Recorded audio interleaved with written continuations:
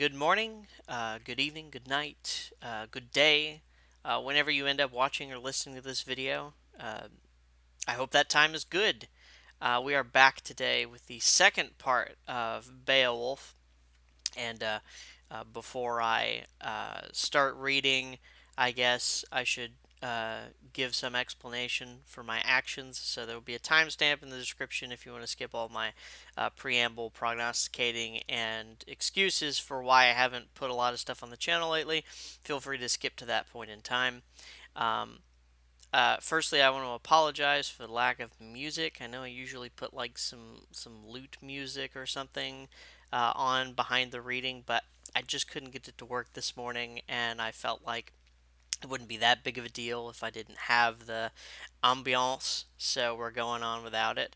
Um, by way of explaining my recent behavior, why I haven't uploaded very much lately, one is just I've been doing a general detox from social media, the internet in general, kind of. I still use the internet for my job and things, but I don't use it as much as I used to, and I've been trying to get back into doing personal reading and writing, which the topic of which will actually come up in a subsequent video I'm hoping to release later on today. And also, of course, I got married, so I've been pleasantly diverted for the past several months by my lovely wife.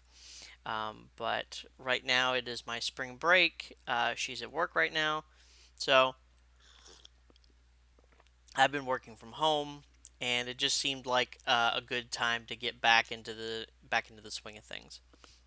So, without further ado, let's pick up where we left off in Beowulf. And for those of you for whom it's been a long time, we remember that we sort of get introduced to Beowulf, who is a Geat. He's from an area in southern Sweden, and he's come over to Denmark um, to the Hall of Hrothgar.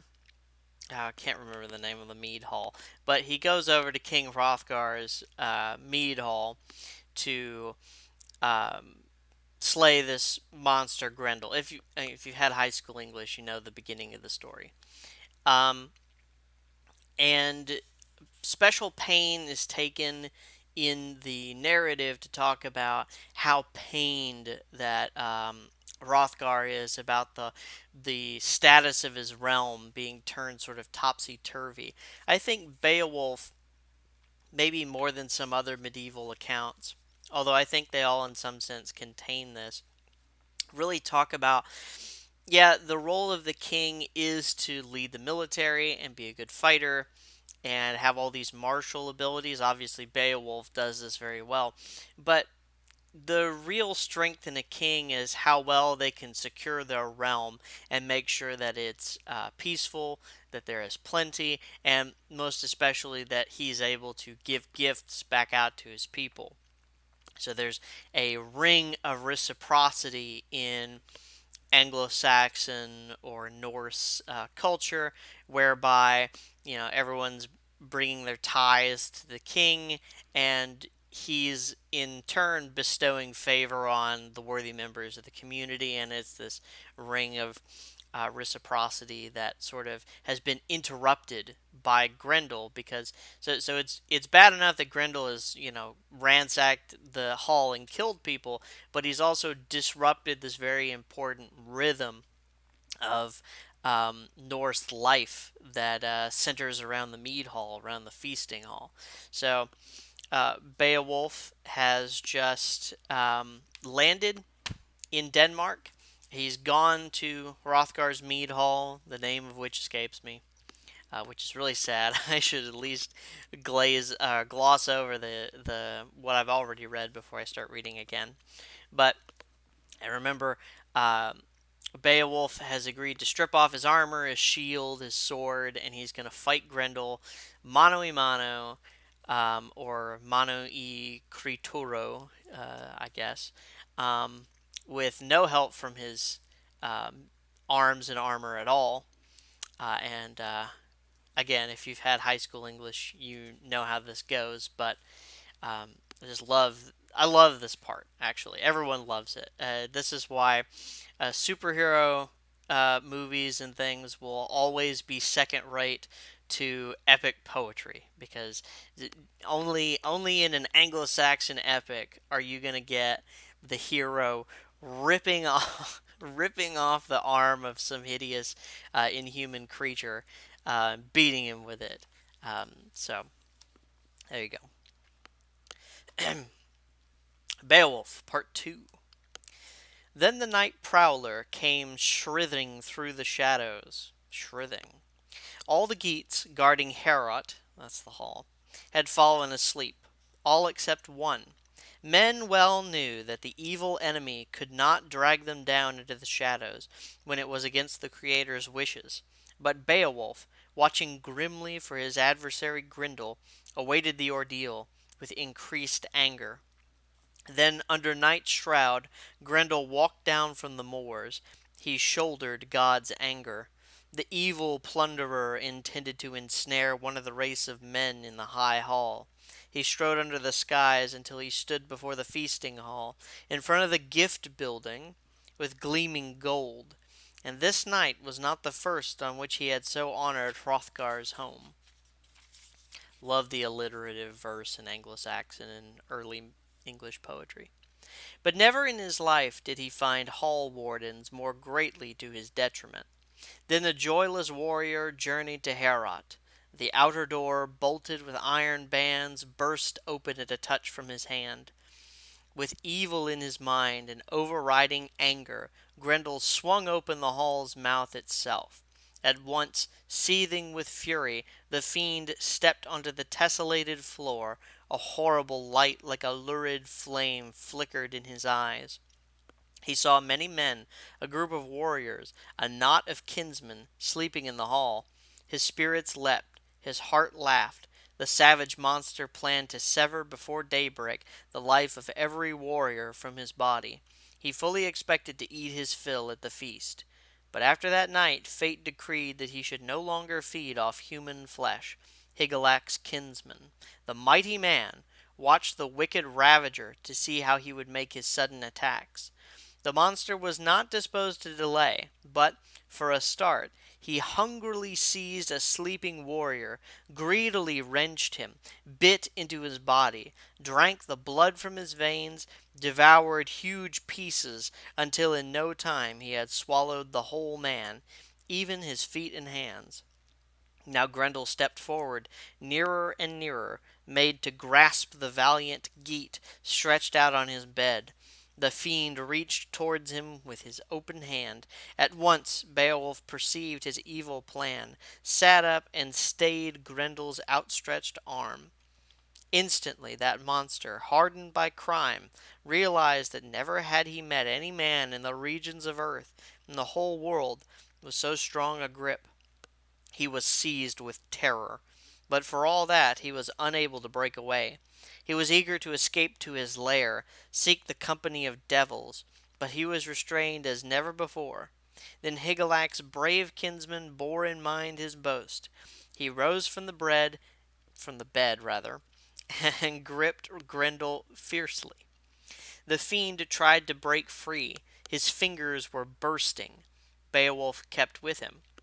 The evil giant was desperate to escape, if indeed he could, and head for his lair in the fens. He could feel his fingers cracking in the adversary's grip. That was a bitter journey that Grendel made to the ring hall Heorot. The great room boomed. All the proud warriors, each and every Dane living in the stronghold, were stricken with panic. The two hall wardens were enraged. The building rang with their blows. It was a wonder the wine hall withstood two so fierce in battle, that the fair building did not fall to the earth. But it stood firm, braced inside and out with hammered iron bands. I have heard tell that there where they fought, many a mead bench studded with gold started from the floor. Until that time, elders of the Scyldings were of the opinion that no man could wreck the great hall Heorot, adorned with horns, nor by any means destroy it unless it were gutted by the greedy tongues of flame. Again and again, clang and clatter shattered the night's silence. Dread numbed the North Danes, seized all who heard the shrieking from the wall, the enemy of God's grisly lay of terror, his song of defeat, heard hell's captive keening over his wound. Beowulf held him fast, he who was the strongest of all men, ever to have seen the light of life on earth. By no means did the defender of Thanes allow the murderous caller to escape with his life, rather. He reckoned that the rest of Grendel's days were useless to anyone. Then, time and again, Beowulf's band brandished their ancestral swords. They longed to save the life, if they so could, of their lord, the mighty leader. When they did battle on Beowulf's behalf, struck at the monster with every side, eager for his end, those courageous warriors were unaware that no war sword, not even the finest iron on earth, could wound their evil enemy, for he had woven a secret spell against every kind of weapon, every battle blade. Grendel's death, his departure from this world, was destined to be wretched. His migrating spirit was fated to travel far into the power of fiends. Then he who for years had committed crimes against mankind, murderous in mind, and had warred with God, discovered that the strength of his body could not save him, that Higelac's brave kinsmen held his hand in a vice-like grip. Each was a mortal enemy to the other. The horrible monster suffered grievous pain. A gaping wound opened on his shoulder. The sinews sprang apart. The muscles were bursting. Glory in battle was given to Beowulf. Fatally wounded, Grendel was obliged to make for the marshes, head for his joyless lair. He was well aware that his life's days were done, come to an end. After that deadly encounter, the desire of every Dane was at last accomplished. In this way did the wise and fearless man who had traveled from far cleanse who had traveled far I'm very sorry. In this way did the wise and fearless man who had traveled from far cleanse Hrothgar's hall, release it from affliction. He rejoiced in the night's work, his glorious achievement. The leader of the Geats made good his boast to the East Danes. He had removed the cause of their distress, put an end to the sorrow every Dane had shared, the bitter grief that they had been constrained to suffer. When Beowulf, brave in battle, placed hand, arm, and shoulder, Grendel's entire grasp, under Heorot's spacious roof, that was evidence enough of victory. Then I have heard that next morning many warriors gathered round the gift hall. Leaders of men came from every region, from remote parts, to look on the wonder, the tracks of the monster. Grendel's death seemed no grievous loss to any of the men who set eyes on the spoor of the defeated one, saw how he, weary in spirit, overcome in combat, fated and put to flight, had made for the lake of water demons, leaving tracts of lifeblood. There the water boiled because of the blood. The fearful swirling waves reared up, mingled with hot blood, battle gore, fated. He hid himself, then joyless laid aside his life. His heathen spirit in the fen lair, hell received him there. After this the old retainers left the lake, and so did the company of young men too. Brave warriors rode back on their gleaming horses from this joyful journey.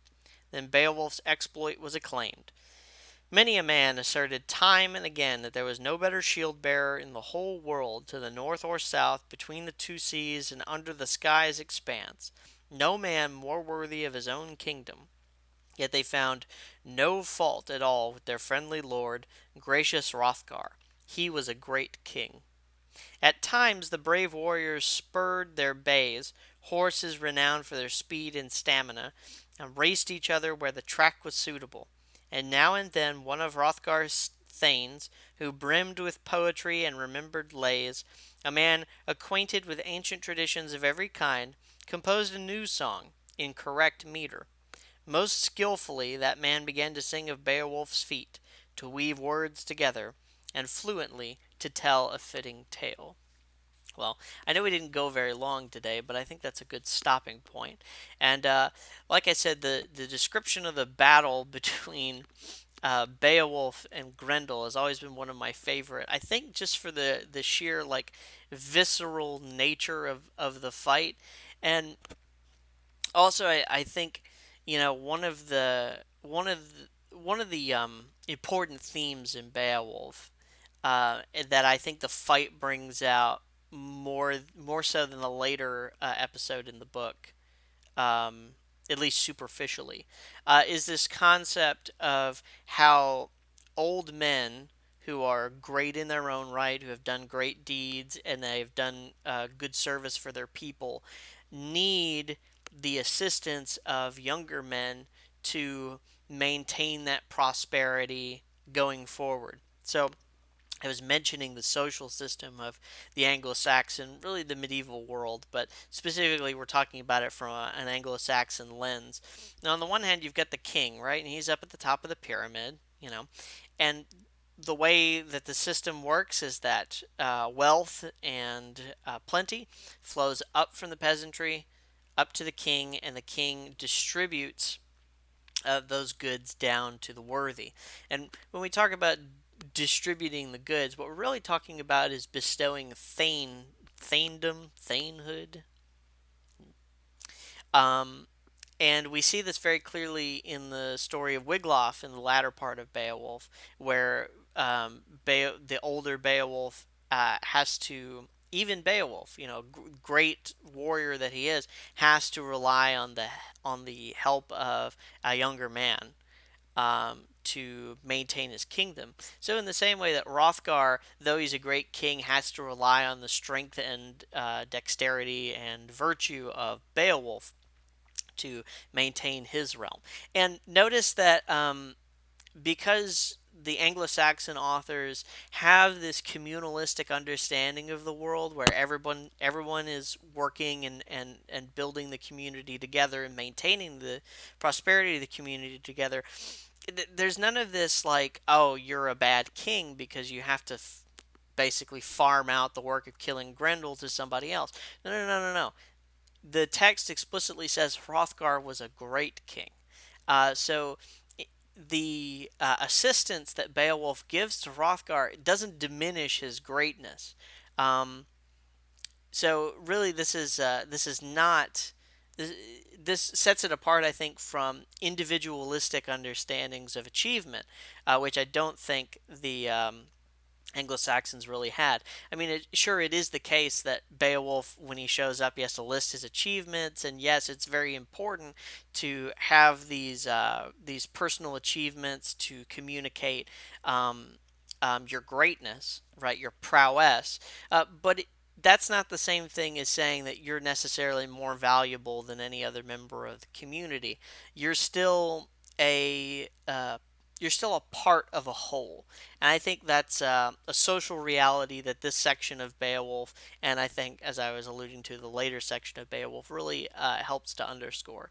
But anyway, that's where we're going to end for today. In the next section, we'll deal with Grendel's mother, I believe. And that's the part of Beowulf that very few people have read. It's usually the Grendel story and then the dragon story, but all the section in the middle generally gets cut out. So we'll start on that next time.